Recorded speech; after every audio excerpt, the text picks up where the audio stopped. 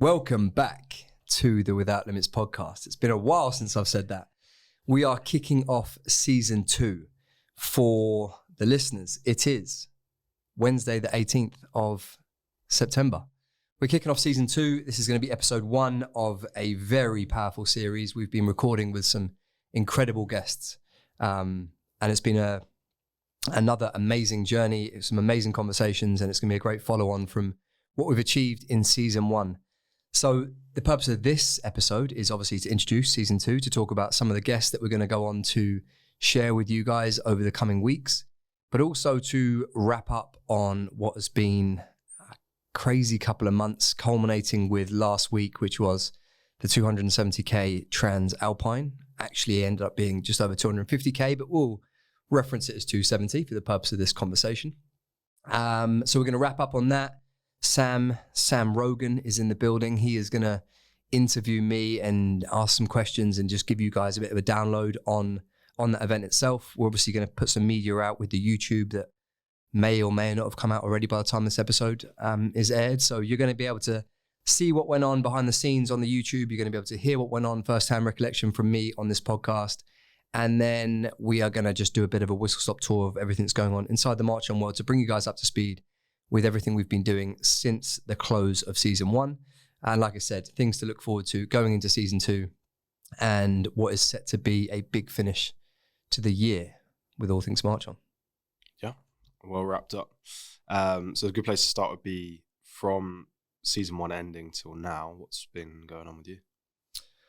What has been going on with me? What hasn't been going on with me? I think like I said, the main topic is obviously the big race. So everything has kind of been centered around that, really. That's been, I think, the nagging thing that was taking up a lot of my headspace, a lot of my energy, a lot of my sort of day-to-day thoughts, because I needed to get the work done to prepare myself for that race. So that's not to say that I've not had a number of other things kind of been going on. The business has obviously continued to go from strength to strength with areas of the business that we're trying to push into.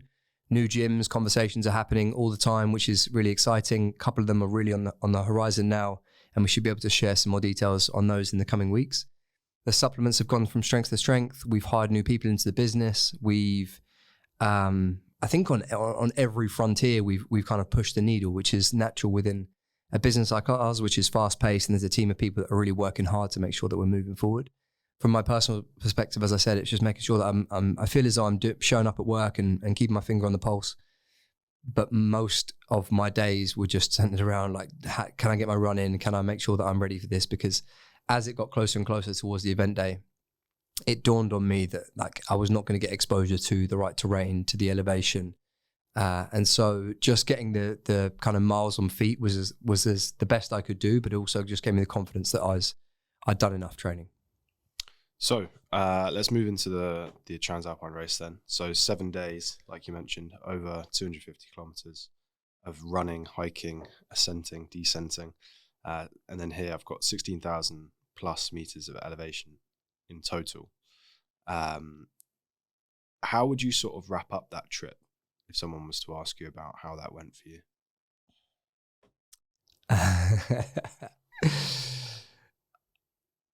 I want to look back at it and be like, the reality was like when we first set out to do this adventure, we wanted to do something that was a big statement for ourselves. It wasn't for anyone else, right? It was a statement for ourselves. It was something that was truly outside the comfort zone. There's, running marathons, running ultra marathons. We'd obviously done the 100k. Like these are all things that I think anyone can do with a bit of training. Like it's a lot about the mental side of it. It's clearly also about the physical side of it and getting yourself ready. But it's always a process with these types of things that if you train and you expose yourself to more and more of it over time, you should be able to complete it.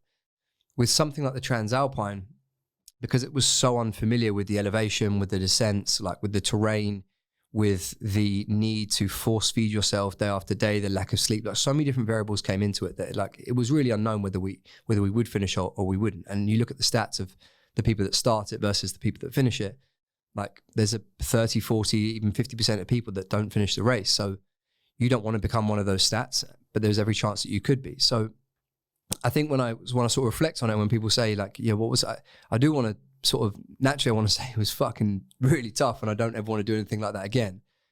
But at the same time, we knew what we were signing ourselves up for, and it was to have all of those feelings. So the reality is it was exactly what it was supposed to be for us. I knew that I was going into it. It wasn't going to be like this springboard of me going on to want to do all these ultra events all around the world, multi-stage things. Like I knew that wasn't really what I was into, particularly at this stage in my life.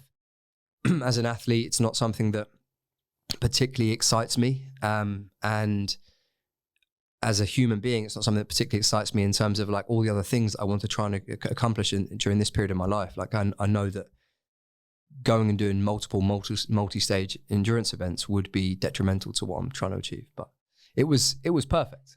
So what was the why behind it? Was it that Miles had thrown this like crazy challenge out and it sounded like fun, or what was the driving force behind actually saying yes, signing up, starting training and going and doing it? I think I was a bit of a passenger in the whole thing, like the early kind of conversations around what was going on. It certainly wasn't my idea. It was Miles's idea, and I think him and Jens had spoke about their desire to do something that was extremely outside their comfort zone. Naturally, like when you look at all of these things, that there's such a plethora of options of things that you could go and do these days, because people are glorifying different challenges: running, cycling, swimming, adventure stuff, hot climates, cold climates. The reality is running is the lowest barrier to entry. Everyone can do that. And so it was a natural one for us. I think Miles had tabled it to Jens as something them two should do, something that would stretch the grey matter between their two ears, and something that would challenge them physically, something that could be a bit of a North Star in the next 12 months of their training. And as usually what happens, Jens would just say, "Oh, do you fancy doing it?" And it was a pretty quick decision to say yes, I'll do it. I didn't really give it much thought.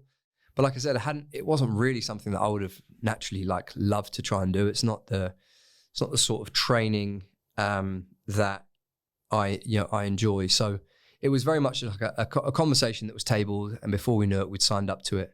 It was something like I said, it was out of the ordinary for this type of race. As an ultra goes, there's different levels of it, I suppose, and the fact that it was a multi-stage with the elevation posed some challenges that was more exciting than some of the others that you see people do.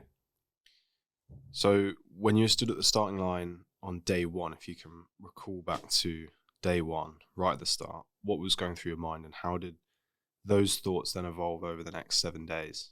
If you could remember then thinking about how day one felt at any point after that. Yeah, day one was obviously huge amounts of excitement, and also just that there was just a nervousness about the logistics, because there's going into it, there was a compulsory kit list.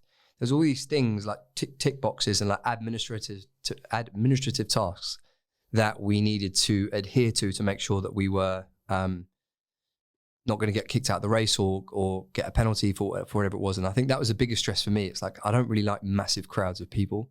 I don't really like loads of people trying to do the same thing at the same time, because you just get idiots. Like, I don't know, that kind of environment winds me up. I just like to be in my own zone, doing my own thing, looking after myself. So the fact that there's 750 people all trying to go to the toilet at the same time, all trying to get through the checkpoint at the same time, start the race at the same time, like it was a little bit frustrating at times, but it was obviously the language barrier. Yeah, the night before, so you couldn't figure out what you needed. Exactly, right. So we went to this pasta night the night before, where every participant was there. It was like this big kind of like celebration to start the event. Excuse me. If you can't already hear, by the way, ladies and gents, myself and Sam struggling a little bit with a chesty cough.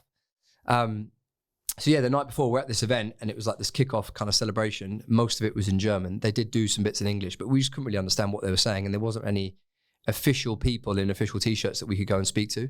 And like I said, the burning questions we had were, do we really have to take long sleeve tops, long trousers, spikes, helmet, sticks, waterproofs?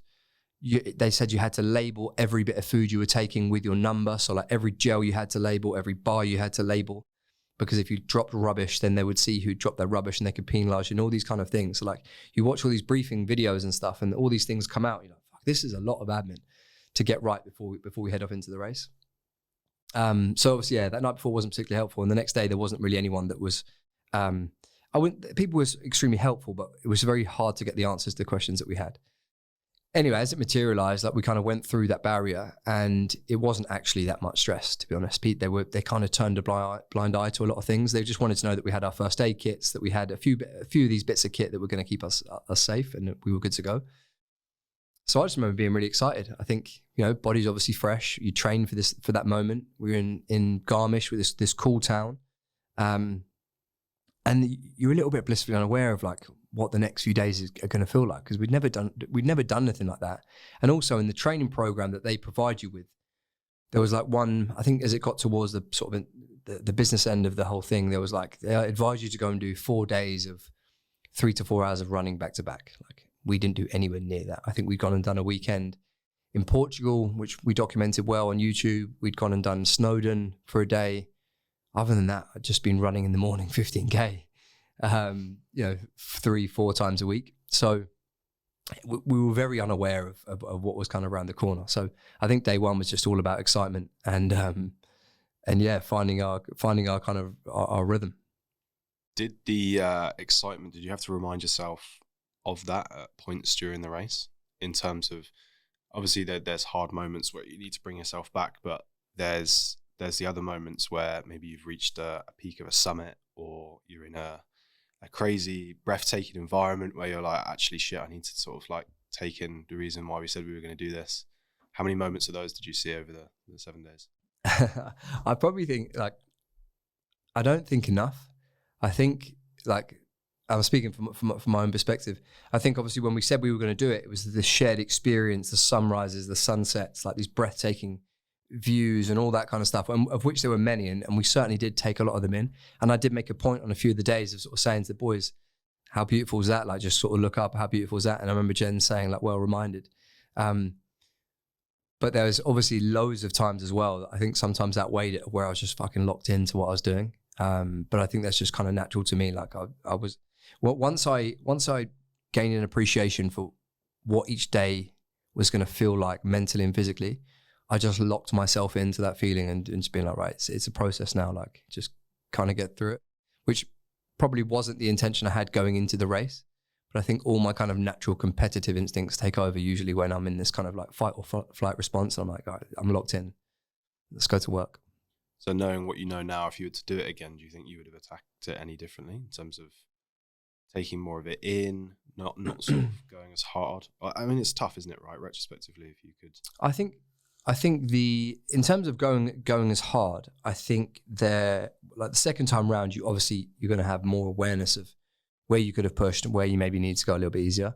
I think because we also do it as a team, sometimes you're working to the pace of the group, and which is either sometimes maybe a little bit out of reach, or it's pushing you a little bit, or it's also maybe not pushing you at times. So unless you're truly running it by yourself, you're never really, like, the work is never really as honest as it could be for you as the individual.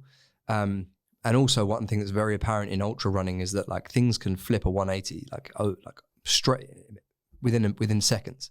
It could be the terrain, the weather, misfueling, mishydrating, anything can just change the way you see what you're doing at that given time, and a little ache or pain. So I think that's also the beauty of it, is that, like, even with the best preparation of all those things, like, things can just change in an instance for you, and we certainly experienced that a number of times.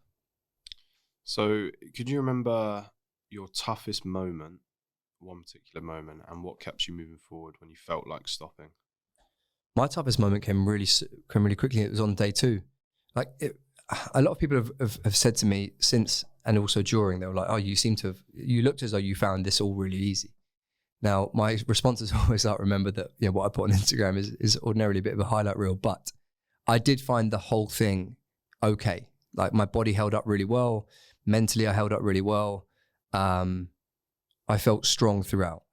However, on day 2, on day 1, we decided that we were going to try and carry just a litre of fluids with us at any one time. And the event was really well mapped out, and you had these checkpoints sort of every 10 to 15 Ks. Now, ordinarily, refilling a litre of fluids every 10K sounds about right. But when that 10K is just like hike climbing, for example, that could take you 2 hours, maybe even 3 hours. There were some checkpoints that you had a 5-hour allotted time limit. And So on day one, there was periods where we were hiking for a long period of time, and that 1 liter of fluid, and it was very hot on day 1 and 2, wasn't enough. So there was a lesson that I needed to learn that day, which was carry your camelback, like carry your reservoir in your back. But obviously, as I referenced before, because of all the kit we had to take, you ended up carrying like 7-8 kilos of then stuff. And I only had a small kind of ultra vest. So I didn't really have loads of different compartments and stuff. And it was kind of awkward then carrying your helmet and everything else on top of it. So day 1, decided not to take the reservoir, knowing full well going into day 2, I probably should take the reservoir. But day 2 was a 30K day. And it was basically an up and a down, like literally run to the foot of this mountain, hike for 10K, and then run 15Ks back down the other side. It was a 31K day. Sun was hot in the sky. I remember the first bit of that run was a 6K hill run to the foot of the mountain. And then it was this climb for about 8 to 9K. The first checkpoint was at 10K. So did the 6K hill run, did 4Ks worth of trekking. I remember thinking, fuck, like it's really hot and this is tough. It's like monotonous, repetitive work. Got to that checkpoint and I'd done all my fluids, and my goal was to always like finish my electrolytes and finish my carbohydrate solution every time I get to the checkpoint and fill them back up. Got to that one, knew that I was drinking way quicker way more frequently and quicker because I sweat a lot. So when I filled up at checkpoint 2, I was like, shit, this isn't going to last me now to checkpoint 3. But again, I didn't have another option. It just is what it is, and you get going again. About an hour after checkpoint 2, we still had 90 minutes left to climb. I'd run out of all my fluids, and we're on this, probably about 500 meters in terms of elevation from the top of the summit. It's a fair another hour to sort of climb, and I was sweating so heavily and so dehydrated. I'd been quite congested as well when we got there, so like throat and nose were they were blocked up. And I think I just got this kind of like mild dehydration, which again, it's just so stupid because I'd learnt the lesson the day before. I didn't actually put the lesson into practice. And that was the hardest moment for me because it was like an hour of being, like my throat being so dry and me being so thirsty. It's the thirstiest I've ever felt in my life. And just thinking, fuck, you idiot. Like you should have brought the water with you. Climbed to the top of this mountain. We took in this view, took these photos. And I was so desperate to drink that there was 2 lads there, and I was like, boys, can I just get a swig of water off you? This poor like Dutch guy, wherever he's from, just gave me his spout and just let me take a couple of chugs on his water, which certainly helped. So that was tough, but the knock-on effect then of that was then I think what started my kind of demise for the next 48 hours, which was like, I remember coming off that mountain. I think I even referenced it on the YouTube, like I've got the fucking sniffles, but that's so like I had the flu, I had this fever that night. I was really struggling to then rehydrate and get more fluids into me. That night in bed was just like horrific hallucinations and things. So I'd say that day and that night was the hardest bit for me, not because the actual work was that difficult. I just miscalculated what I was doing with my hydration and food, which if you're someone that is, if you're in good physical condition going into these events, bar like a freak acute injury of sorts, so like we roll your ankle like Charlie did, or you fall or whatever it may be, it's really going to come down to how healthy can you stay during that period. And that just put a bit of a dent in my health within that first 48 hours. So that was a tough period for me. So obviously when you mentioned there was obviously quite a few late nights in terms of lack of sleep that played a factor towards the end of the 7 days for all of you guys in terms of struggling to sleep with illnesses and obviously the stress of what you've done accumulatively over the days. Charlie mentioned it as well when I spoke to him about how he felt in the mornings every time you were sort of lining up in the pens. What sort of role did sort of like fear and anxiety play throughout the race, or did you feel like it was maybe just in the mornings? Or obviously if you've not slept well, you're not feeling good, you're physically feeling a little bit more unwell as the days go on. When you're stood at the bottom of the mountain every day, what's that feeling like, and how did it sort of change over those 7 days? I think in terms of like fear and anxiety, they're probably strong words, but the moments where I felt most vulnerable were in the evenings, because after the event, you've got this like lot of adrenaline and everything kind of still pulsing through your body. You've completed that day. It's another milestone ticked off. And then it becomes about like trying to rest ahead of the next day. And it was that trying to switch your body off that was the hardest bit. And you reference like the sleep, like we were averaging maybe 4 hours of sleep a night. Like it was really broken sleep. And my breathing rate was double what it should be. Like I'm lying in bed and I'm hearing myself pant. You're trying to do everything to try and bring yourself back down regulate, nasal breathe, like just trying to like lower everything, like all the arousal. Checking my Garmin at like 10 p.m. at night, trying to be asleep now for an hour, and my heart rate's at like 78 beats a minute. I'm panting. And so that was the bit where it's just like, it was so frustrating, because it was like, all I want to do is relax and switch off and go to bed. But in trying to relax and switch off and go to bed, like there's so much effort that I'm having to put into this just to like try and slow my breathing down. So those bits were the most, I think the most frustrating. And I didn't look forward to that every night. Like I really didn't enjoy trying to switch off, because I just couldn't switch my body off. I was just fucking, ready to go the whole time, which was annoying. But as soon as I woke up, again, I go back to this kind of idea of just like, switching into the task at hand. Like I knew as soon as I woke up with 2 hours before I had to start every day. And as soon as I woke up, it was a process. I would go to the fridge, I'd get the oats out that we made the night before, and sometimes half asleep, not hungry after day 3 or 4. And I just eat them the same breakfast every day. Some of the boys tried to rotate what they're having for breakfast, because their palate had changed and they didn't really fancy the oats, but I didn't fancy it. But I was like, I know that this breakfast is 500 calories, it's X amount of carbohydrates, and it's gonna fuel me for at least this first 10, 15K of this race. I need to get it down me. So I'd go to the fridge, get that in, drink my workout fuel, put on the blister plasters that I need to, put on my outfit, get everything ready. And I just go through that process every day. And before I knew it, we're then at the start line. Load up the car, get to the start line, and we're there. And we got there invariably with 30 minutes from the start. And to be honest, like being at the start line, I wasn't in too much pain throughout the whole thing. Like I said, the only thing really that was messing with me was like the illness. And I knew that with the time that we had allotted to ourselves, I'd have to do something really wrong to not make it to the checkpoint. I got familiar with what trudging with the sticks felt like climbing. I got familiar with what coming down the downhills felt like. I knew what running on the flats was going to feel like. And so none of those things at that point were like worrying me. I suppose the only other bits that were daunting is when the weather turned, because one thing I don't like being is cold and wet. That's not really in my, it's not really kind of in my, top 100 things that I'd want to be is cold and wet. And when the weather did turn, like that made getting to the altitude like just a little bit more daunting, because you knew you're just going to be fucking freezing, and you knew it's going to be hard work. But for the most part, like again, I knew what I'd signed up for. Once I'd experienced it for day one, I was like, cool, I can do this. It's interesting hearing you talk about how you were feeling the night before, then when you woke up, in terms of like turning into that mode, following the process you've done before, similar to on the races, right? Like regardless how you felt, you knew that if you did certain things, you were going to get to the end of it, and then you could start another process the next day. What's sort of your reflection on what that says about you as a person? Because if you reflect that back to things that you've done in your early life that we talked about on this podcast, things like your injury, let's say, if you remove the emotion out of that, and you knew that if you followed the process of the rehab, you were going to get better and you could go back onto the rugby field. That's what happened. There's a lot of times where you'll remove emotion, follow a process because you know it works, and you'll stick to it. Do you think that's like a competitive advantage, or like reflecting on that when it comes to these big challenges, being able to take emotion out of it, following a process so that you can get an end result, whether that's turning up to the start line, whether it's finishing day, whatever it is, regardless of what the climbing and descent's like?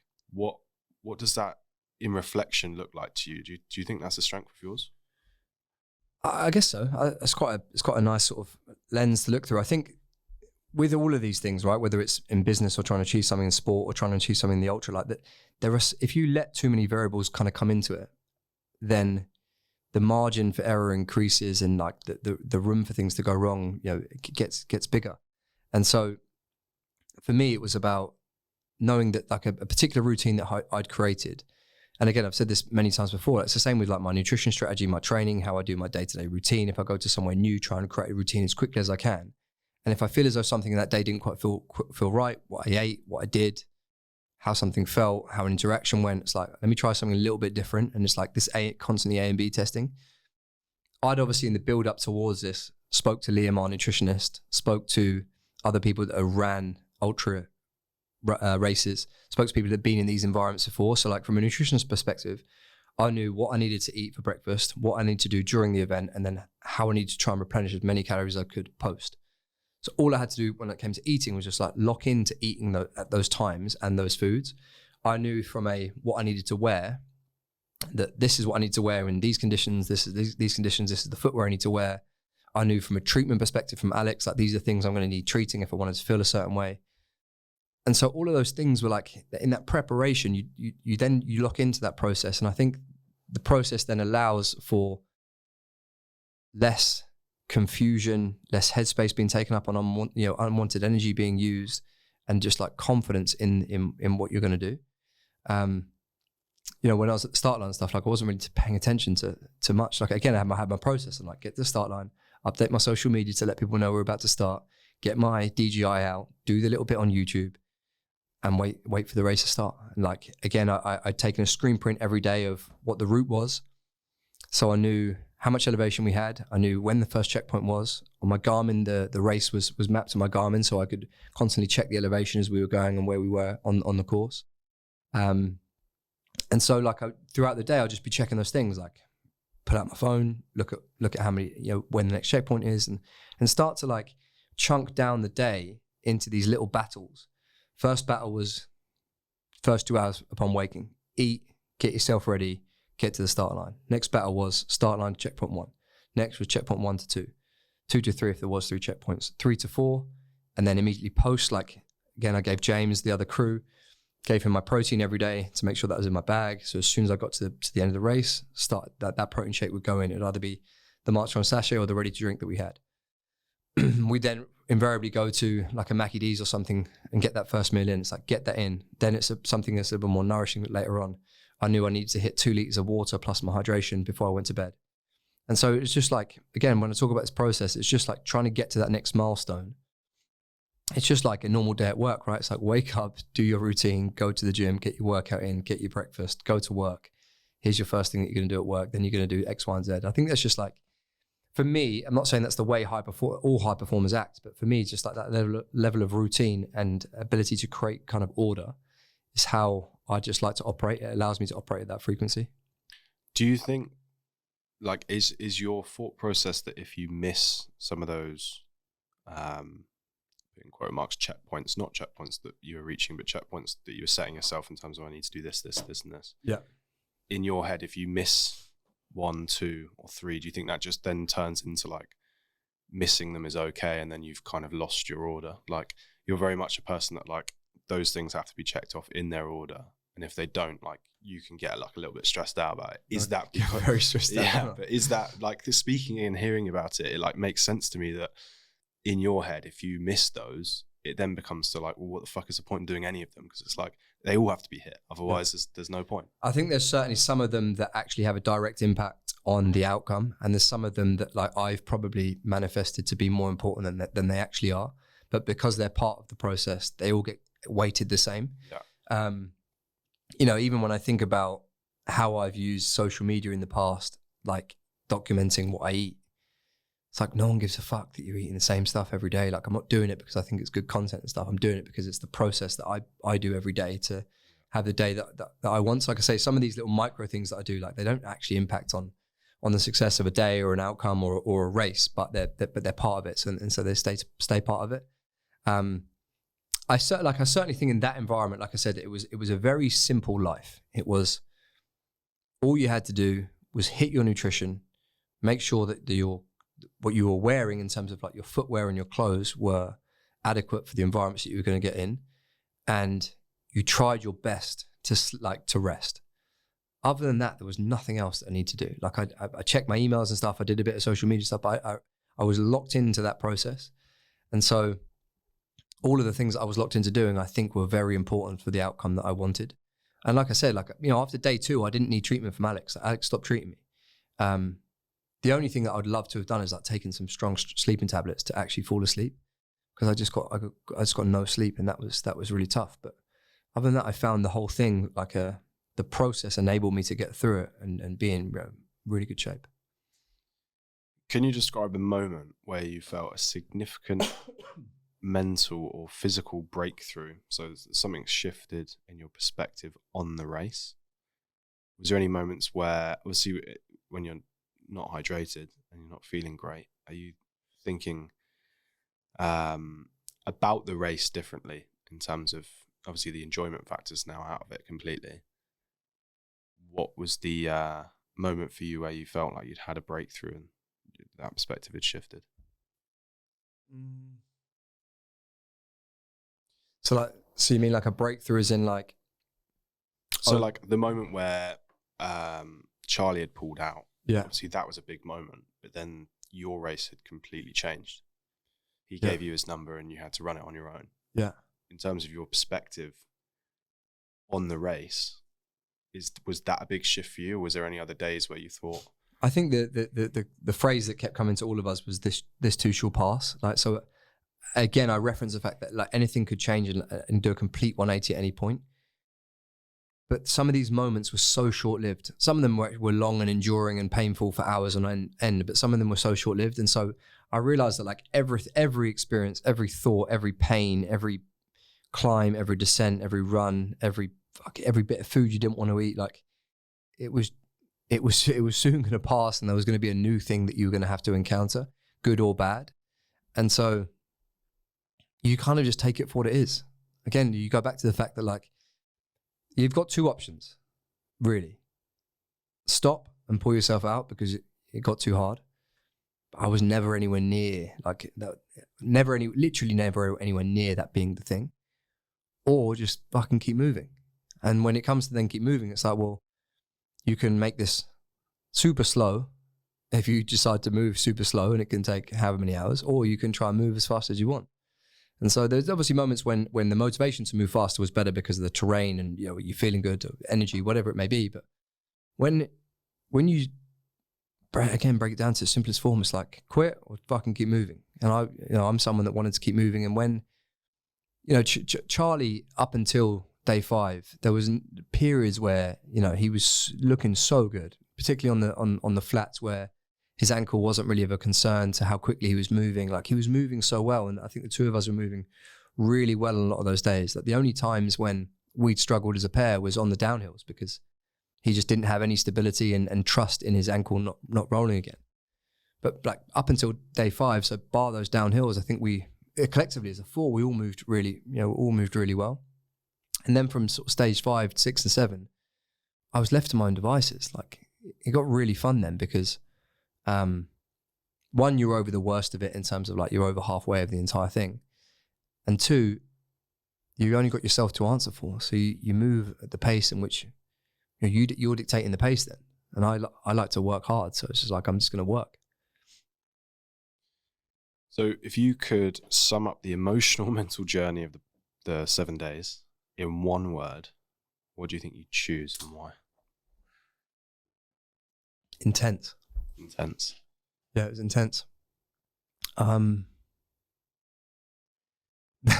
one knows this because, I obviously didn't share it. I wouldn't share it, but I'm sharing it now, which is, I cried on the night that Charlie was in hospital. Really? Yeah, heavy. What for? What was the? What were you feeling? I don't know. I think, obviously, seeing a couple of the posts that he'd put out, obviously lying in hospital, like that wasn't cool to know that he was obviously super frustrated, upset, probably feeling like he's failed everyone. I think he referenced the fact that he feels as though he let everyone down. That wasn't nice to read. I was probably a little bit vulnerable from just being underslept and tired and stuff from the previous 5 days. And I think I put something out just like to try and honor him, and I just remember fucking breaking down, like really, really heavy tears, which, you know, I don't cry often. So it was nice that it was kind of like it was a nice release. I think there was just a lot of, the whole trip was pretty emotional, from like multiple highs, multiple lows. That day was obviously super frustrating for the first 2.5 hours. Like, genuinely, the way I was talking to Charlie was not cool. I was just trying to get him through that first 10K, and I didn't really know how to try and motivate him. I don't think there really was much that could motivate him because it was just going in one ear out the other. He couldn't see, he couldn't speak. Like, just circle back on what happened on. So this was day 5. Day 5, yeah. I think we spoke about it a little bit yesterday.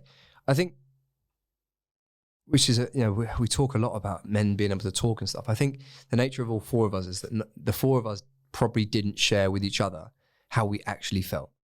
And we kind of made a joke over the last sort of 9-10 months of not complaining and not being a little bitch when it comes to being on the mountain. And we came up with this term rather than complaining, like it was just observations. So you could make an observation, but you couldn't complain. So it'd be like, oh, is there any observations? It'd be like, oh, yeah, just observing that my ankle's a little bit sore, whatever. So, no one, basically, the long and short of it is no one really spoke about how vulnerable they may have felt going into a certain day, whether it was the illness that we were all battling or aches and pains or whatever. And on this day, so day 5, the night before we had these pizzas. Milo was in a really, really bad way. I don't think he ate. He didn't eat dinner. He hadn't eaten that day. He'd spent most of that night in bed. We'd all got pizzas in the lounge. I remember smashing mine off. Jen smashed his. I remember Charlie putting his down, like struggling a little bit to eat it. Charlie struggling to eat pizzas. No, that's not normal. And we all kind of like, tried to get some sleep. I think Charlie had referenced to Alex, the physio, that he was feeling a bit rough that night before and maybe said it again in the morning, but I didn't really have an appreciation for how he was feeling. Got to the start line, and by day 5, we're not really talking at the start line. There's not really much, like, not really interacting too much. We're just kind of getting ready to get started. We started that race, and there was it felt like a 3-minute run to the first sort of bit where everyone bottlenecks together before they start climbing. And it was usual that we take it for granted that all 4 of us were kind of running together. We weren't really talking, but we were somewhere in the vicinity of each other, and we get to this bit and we climb. That's how most days happen. And on this day, when we got to this bit where it bottlenecked, turned around and Charlie was nowhere to be seen. Then this voice note came in saying, "I've just been sick. I'll be there in a minute." I was like, fuck. Turned around and I saw him come to the back of this group, the congregation. He came down the side, came to us, and he was like, "I'm not in a good way." We carried on moving for about a K, and he was like, "I'm not going to make the checkpoint. You're going to have to go." And I was like, what the fuck? What? Like, we're 1K into day 5. I'd had no prior warning that he was like in this much discomfort. And he's telling me I'm not going to make the checkpoint. I'm like, we're on fucking day 5. Which at that point means possibly that. Yeah, you don't. Yeah, that's it. And like I said, there was no prior warning. That morning, that night before, like we were all struggling, and you could tell from the fact that there was little interaction going on that we were all, struggling with this kind of illness. But I didn't realize how bad he was. So I was pretty blasé about it. I was like, shut the fuck up. You're like, we're going to make the checkpoint. Yeah. And we had about 2.5 hours to make that checkpoint, which was roughly about right for that sort of distance. And the checkpoints did become tighter and tighter as the race went on, as they were trying to whittle more people out the race. I think 750 people had started. By this point, there's maybe 550 people left in the race at stage 5. So we get going. There was maybe like another 3Ks of running. I'm in Charlie's ear the whole time. And I sort of said to Jens, I was like, I think he's going to react better to you and Milo. Obviously, me being his brother, he's probably just sick of my voice now. Like, can you boys just try and pull him along for a bit? And I'm also going to slide off to go to the loo, just like get him to this foot of the mountain and start climbing. I'll catch you boys. So those boys ran off. And like I said, it was maybe 2 or 3Ks worth of running to the foot of the mountain. And I could see them going, and I thought everything was like, they're just going to put them along. They started climbing. I got to a bit where they were, and they were maybe 100 meters ahead of me. I could always see them. We kept moving up. And we then got to this next bit, which was a road that you had to like jog along before another then climb. And we're getting to the road thinking, he's been moving pretty well in the distance when I've been watching him. And I said, how you feeling? He's like, I'm getting worse. So I'm like, can I give you anything? We're trying to give him some stuff, give him some fucking pills, like trying to get him going again. And everyone starts jogging on this bit, right? And it was natural for us. Hike the uphills, then run and do it, but he wasn't moving. So Genzo and Miles kept running, and they kept waiting for us. And by this point, people are going past us and going past us and going past us. And this hadn't been the experience that we'd had in those first 5 days. Like, we were pretty strong throughout up until then. So I knew he was in a real bad place. And I'm constantly checking my watch versus the distance and the time that we had to try and make that first checkpoint. Anyway, get to this next bit of climbing. And mate, the frustration was like, I was on the edge. Every 5 meters, he was dropping to a knee, not saying anything. Couldn't, like, his body just was fucking limp half the time. And he was like in a really bad way. So I got to the stage where I just sort of said to him, I was like, mate, if you want to pull yourself out this race, you can pull yourself out at checkpoint 1. But until then, you're fucking moving. So stand up, get your sticks and start marching. And we were dead last at this point. There was this older group of like 20 people ahead of us. And we were just sort of moving at their pace. And I was like, we can't move at their pace, because if we move at their pace, we're not going to make that checkpoint. So eventually got past them, and it was just a case of just like physically and sort of mentally trying to push him as much as we could to get to that first checkpoint. We got to within a K of it, and we were scrambling to come down this descent to come down towards the checkpoint. I remember seeing you, telling you just to get the fuck out the way. Like, I was so angry at this point. I was so confused of what was going on. I bet you were. Only that so obviously we were waiting at most of the checkpoints. I'd walked up past where the checkpoint was into where you would have come in, because I was like, I'll get a little bit further back. I can film you coming in and then some of the footage of you coming into the checkpoint.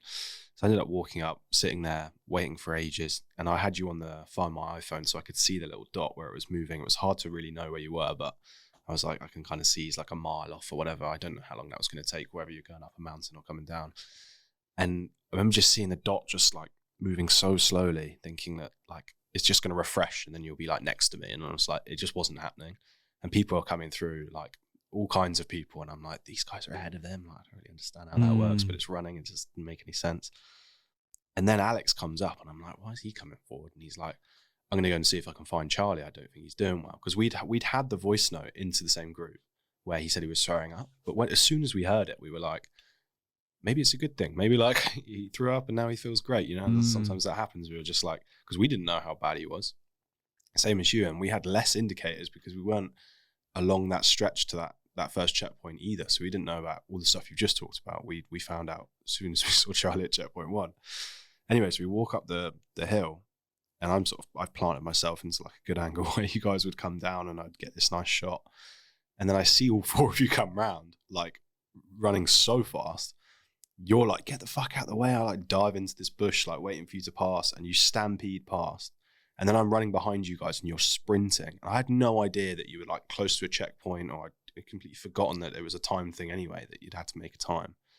And then I'm behind you filming you, and you've like grabbed Charlie on the shoulder and you're like you said, physically pushing him along like 50 meters towards the end of this checkpoint. And then you get through the checkpoint and there's those guys in green with their watches out, and you're all like having this discussion. You're like, we made it. And I'm like, oh shit, yeah, it's a fucking time checkpoint.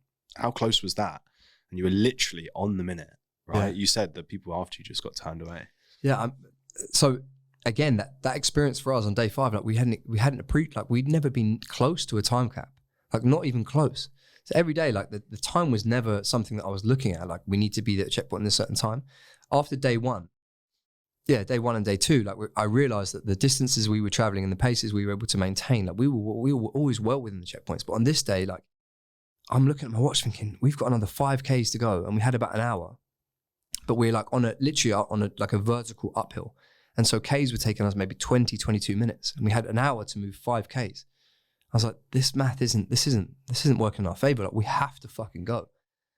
And obviously the last thing we needed was to be fucking timed out at a checkpoint. So, you know, there was multiple times where Charlie was just like, just fucking leave me and just go. And I was like, that's not happening. Like you have to put every last bit of energy you have into getting to that checkpoint. Because if you are going to pull yourself out, or if the decision is going to get made for you, I need to know as your teammate that you have literally put everything you can into it. That's the only way that I'll be able to live with myself. And so, yeah, when we saw you were trying to get this shot, we had like, I think about 60 seconds to go 400 meters or something. It was something wild. And we were on this like pretty technical, like downhill, trying to get down. So got down, fucking sprinted to get into that checkpoint. Those guys are there, obviously now begin to turn people away. We just made it, like just literally on the money. It was way too close for comfort, which is why I was so frustrated. I just remember like throwing my sticks, like getting in a bit of a sulk. Because also I knew that like that was Charlie's now time over. Like there was maybe like 0.5% of me thinking, if I give him 10 minutes, maybe he'll change his mind. Also thinking, if I've got to endure what I've just endured for 2.5 hours for another, it was quite a long day. So there was basically, it would have been another 7.5 hours of that. It was like a 10-hour day if you exhausted the full time cap. I was like, that's going to be fucking brutal. And like me and him are going to fall out because, you know, he wasn't in any good headspace to be working like that. And I'm fucking on day 5 and I'm fucked. Anyway, the decision was made for him to pull out. We got into this because I said I was emotional, right? Yeah. So like, yeah, I think that was, so then coming out of that checkpoint, dead last, now Charlie's not involved anymore. I was still really frustrated that it took us 2.5 hours and we just almost made that checkpoint, and some guy in his official fucking jacket was about to tell me that we were going to get kicked out of the race because we hadn't made the checkpoint. Like, that was really frustrating. That shouldn't have happened to us. And also, like I said, it was such a shock because I didn't know that Charlie was in that much bother that morning. He sent that voice note into you. I think I immediately about 8 o'clock had sent a WhatsApp to Alex saying, look, Charlie's in a really bad way. We're going to have to make a call on whether he can continue. And that was at 8, and you had till 9:30 to get to the checkpoint. I don't think Alex saw the message till like 9:15. That's maybe why he then started saying, I'm going to go meet him. Yeah. I think signal was quite bad. Yeah. So yeah, I think like those emotions from that day, like that frustration then went to like feelings of like real, just unrest for him that like he didn't get to finish it, and that decision was taken away from him. That was like, again, quite tough. It would have been tough regardless of who my partner was, but being my brother, it was quite tough. Then there was like feelings of just like anger and racing, like real competitive feelings. Like once I caught up with the main group of people, met Jens and like seen Jens and Miles, and I was like, I actually feel I feel good. Like my body feels really good. I've got energy. I'm just going to go after it. Played some music and just fucking raced to the finish line. So that was, it was the day of big emotions. And then by the evening, once all that stuff had happened, and I didn't think he was going to have to go to hospital. We got back to the hotel and he's sort of lying there, and I could tell he was like in a bad way.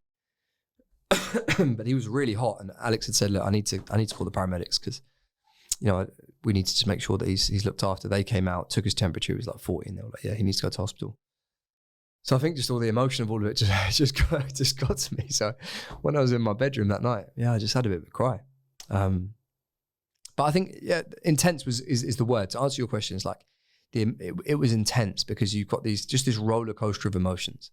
The physical side for me wasn't too bad. There was moments like on the descents that were very new to my knees, like hours of trying to come down the other side of a mountain was very new to my knees, and it was painful, but I've got quite a high pain threshold, so that wasn't too bad. I think just the emotional roller coaster was the bit that got me the most.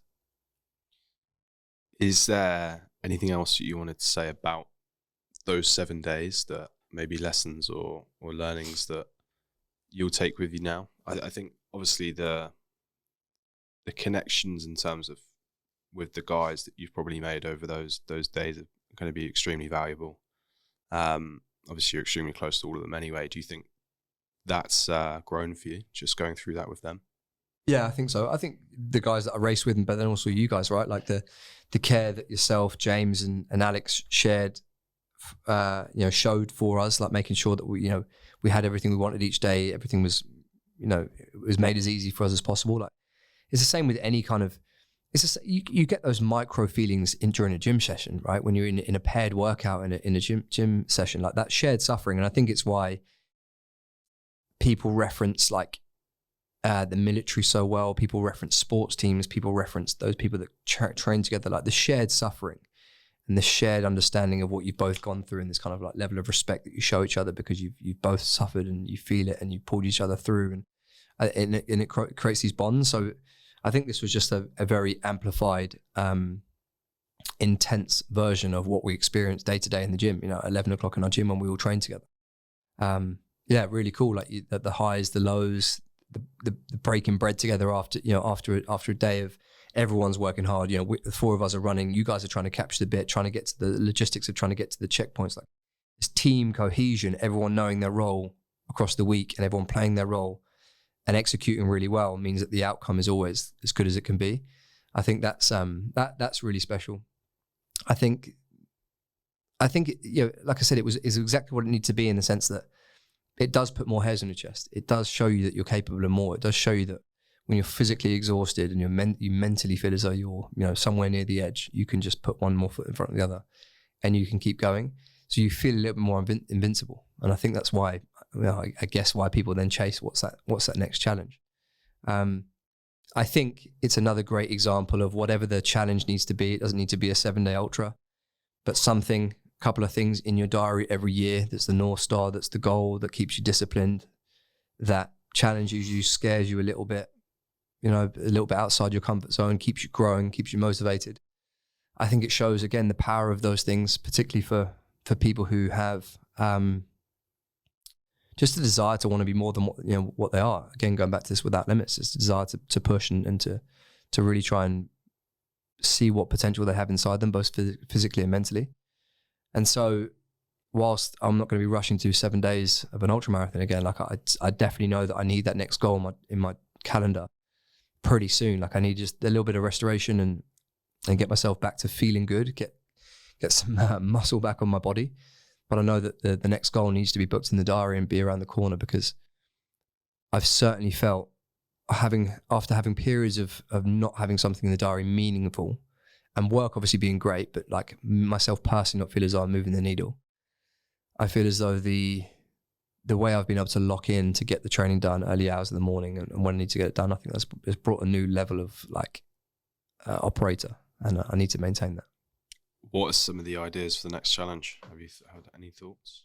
Well, obviously I've been this very loose hobbyist of BJJ for the last, excuse me, for the last 18 months. So I've really started to enjoy that. Obviously me and you have been going of late, which has been cool. So I think just getting on the mats a little bit more, I think trying to improve my skills and become a little bit more technical, with a view to compete at some stage later this year, probably 2025 is more realistic. I don't know whether competing in BJJ is going to be something that I like particularly enjoy. I don't see why I wouldn't, but so long as if it gives me all the things that I want from competition, then it could be the thing that I maybe look to do more regularly. And then from a fitness perspective, outside of that, I think trying to get that sub 3 hour marathon is something that I owe to myself to try and train for. I've never really done a proper marathon training block. I don't think I'm a million miles away, but I'm certainly a lot of hard work away from trying to get there. So I don't know when that would be. I probably need to run a marathon or two in between like the actual attempt for it. So I'm not going to put too much pressure on it because it's not time sensitive to me, but it is something that I want to try and achieve. And then outside of that, as much as I say, like, I just need to not say yes to things that aren't actually in my sort of vision board. Just being ready for an opportunity that might arise. As much as last week was a bit of an inconvenience in terms of how I feel now and trying to come back down to earth and feel normal again. I really liked the primitive nature of simplicity. Get up, follow the process, do the fucking work hard, and do it over again. And so I'm sure there'll be something that mirrors those feelings, like that format pretty soon. Open to suggestions if people want to table something. Interesting to see what people send you. That would be a funny list of endeavors. There is, I think the other thing to mention is like, I like to go through periods of like work on me as the athlete, work on my business. And obviously the common thread always is do my best by my kids and my wife. I feel as though the athlete thing I've really gone hard at with this like taking 7 days out my routine to go and race it, let alone the training for it. It was a big commitment. So I feel as though, particularly where we're at now, the business is in a position where everything feels like a bit of a formality. The team's very mature. Everyone's doing really well. We've had a lot of success so far this year. I feel as though for us to go to that next level now with some of the investments we're making, some of the new team members we're going to be bringing on, some of the territories we want to try and explore, I need to make sure that I'm really getting after that too. If I can keep marrying up fitness and the business growing, then great. But I think sometimes I maybe try and use that as an excuse. Like what I do in fitness helps my business. We need to make sure that, like, particularly this period we're in now for the next 6 months, like what I do is really complementary to the business, because this next step for us is really vital. Amazing.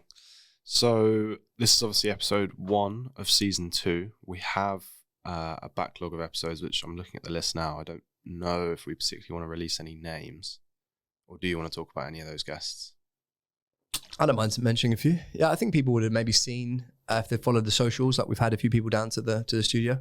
I mean, it's a great list for season 2, and it is getting bigger with people that we are due to record with. Who are you excited for? I mean, you've had the conversations, but who are you excited to put out? Again, all the guests I think bring a different perspective, area of expertise, and a way of looking at how the listeners can maybe approach life and approach their fitness. I think from like a principle standpoint, the one with Chris Bodman was really cool. We did that very early on. Sports psychologist, has worked in elite sport, works with a lot of the Olympic athletes, has worked in elite rugby. I think just some of the frameworks and ways to look at things, I think it's really fascinating. And I think he actually brought some of the, I guess, the technical, more science perspective to the way in which I naturally sort of look at certain things. And that was quite nice to have some rationale and reasoning behind what, the way I think and how I think. Why is that, and what the frameworks, what the actual like technical ways of doing that, and how can you learn and layer on top of some of those things. So I thought that was really cool. I think it's gonna be great for listeners. Obviously, that was Chris. Yeah, Connor Ben. I think an amazing episode. I think just a really good dude. Came down. We recorded a great podcast. Had some lunch together. I thought he was just a really cool guy. Obviously at the top end of his sport. So that was a great episode. We've had some just like industry legends. Sean McKinroy we've had on. Sean we've had on. Stafford. So yeah, just a number of really cool guests. Next week we're going to be recording with James Smith, which I'm really looking forward to. Someone that's obviously been prevalent in the fitness industry and had huge amounts of success in the fitness industry over a number of years now. I really resonate with his work ethic and his drive and his passion for what he does. And so I'm looking forward to that conversation. Later on in the year, we've got Foxy coming on. So yeah, some great guests. I think, again, the idea is business, sport, entertainment, people that are doing some cool shit, people that are really culturally relevant with our audience. And I think we've ticked a number of boxes with those. Like, again, the Ross Edgley episode was phenomenal. I think that's going to be an exciting one for people to hear about. He's probably at the frontier of all of this stuff. Like, it makes the stuff that we've just done last week seem so elementary. Which is mind blowing, right? Like you put yourself through something like that and you're like, fucking, that was a big achievement. And you see what Ross does and it's like, it's finishing a swim around the UK. So. I think we referenced Ross quite a bit when we were out there. It's like, what would Ross Edgley, particularly when we were eating, it's like, what would Ross be doing right now? Like, pick your fork up and put the fucking food in your mouth. So yeah, a number of really cool guests and looking forward to getting it live. Amazing. We probably didn't say it enough in season 1, but we got a load of feedback from people on the podcast, which is always really appreciated. There's a lot of work and time and effort that goes into this. And it's nice to know that people are resonating with episodes, and people from my personal life reach out to me that I didn't even know was listening or watching and doing what we're doing. And they mention like, oh, so-and-so is really good. I really enjoyed them. And I'm like, wow, I didn't even know you listened to the podcast, let alone the episode. So it is really cool to know that we're reaching like different kinds of people all across, the world really, if you look at the stats.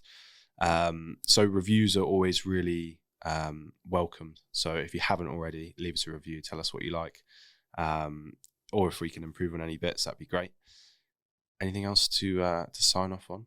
No, just echo that. I think that the feedback, has been phenomenal, and I think people are really ready and waiting for season 2.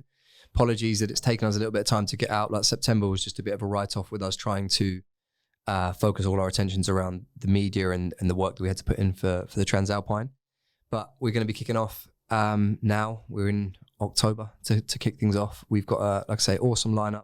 Feedback is always really welcome. The beauty, we've referenced this, like the beauty of this podcast for us is that there's absolutely no agenda. There's no need for us to bring certain people on or any kind of real commercial incentive around what we're trying to achieve. We just want to put good people on the podcast that we believe brings value to the audience, and also then brings us something in terms of being in the room with them that we can take from them. So any feedback would be great. Any suggestions, but I'm very confident that the guest lineup that we've recorded and we will continue to record is super strong. So thanks very much, guys. Hopefully you've had a chance to check out the YouTube to see a little bit behind the scenes of the Transalpine. Hopefully you've enjoyed this episode, and look forward to Connor Ben, who's going to be on episode number 2 next week. Cheers, mate. Cheers.